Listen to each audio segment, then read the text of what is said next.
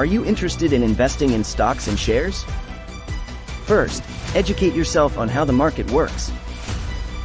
Understand the different types of investments available.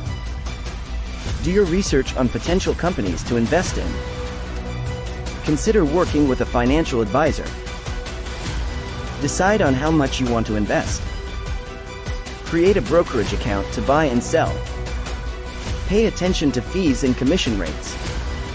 Set up automatic investments. Keep an eye on your investments and make adjustments when necessary. Understand the risks involved in investing. When starting, don't try to time the market. Be patient with the process. Don't invest money you can't afford to lose. Diversify your portfolio. Stay up to date on financial news. Network with other investors. Attend investment seminars. Consider investing in index funds. Always stay focused on your investment goals. And good luck on your journey.